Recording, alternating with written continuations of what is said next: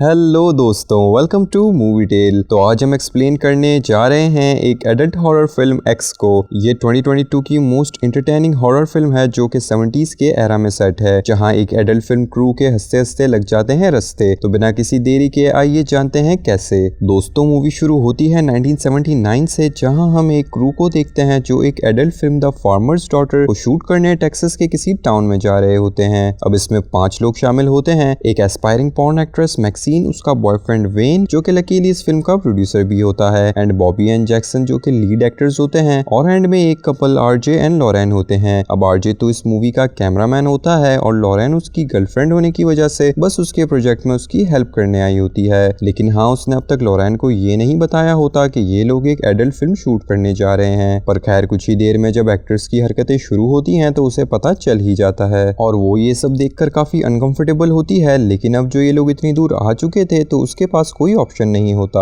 और फिर आरजे भी उसे एंड में मना ही लेता है। खैर, अब ये लोग शहर से काफी दूर एक बूढ़े कपल के घर में आए होते हैं जो बेसिकली इन लोगों ने एड के जरिए बुक किया था। अब इतनी दूर आके शूट करने की वजह आप लोग समझ ही गए होंगे, इस मूवी का title the farmers daughter. Well हम अपना ध्यान मूवी पे ही रखते हैं। तो खैर, अब ये लोग उन्हें भी ये नहीं बताते कि ये लोग यहाँ एक एडल्ट फिल्म शूट करने आए हैं। खैर, इन्हें एक बूढ़ा शख्स हॉवर्ड इनका गेस्ट हाउस दिखा देता है और फिर हम उसकी वाइफ पर्ल को भी देखते हैं। अब ये दोनों ही लोग काफी बूढ़े होते हैं और दिखने में काफी अजीब भी, और हॉवर्ड तो काफी चिढ़े हुए मिजाज का गुस्से वाला भी होता है, लेकिन पर्ल दिखने में कमजोर और कुछ ज्यादा ही शांत मिजाज की होती है। यहाँ हमें हॉवर्ड के रवैये से ये तो मालूम हो जाता है कि वो इनमें से किसी को भी खास पसंद नहीं करता, लेकिन पर्ल यहाँ एक गहरी नजरों से मैक्सिन को ताक रही होती है और मैक्सिन उसकी इस नजर से काफी अजीब फील करती है, लेकिन फिर इग्नोर करके घर में आ जाती है। अब कुछ ही देर में इनकी शूटिंग शुरू होती है, जिसे देख के बोर हुई मैक्सिन बाहर सिगरेट पीने आती है, जहाँ उसका सामना पर्ल से होता है और वो उसे अपने घर में इनवाइट करती है। अब वो लोग डाइनिंग टेबल पे बैठकर कॉफी विद पर्ल खेल रहे होते हैं, जहां वो मैक्सिन की खूबसूरती की तारीफ करते हुए अपने जवानी के दिनों को याद करती है और उसे बताती है कि किसी जमाने में वो भी ऐसी ही खूबसूरत बला हुआ करती थी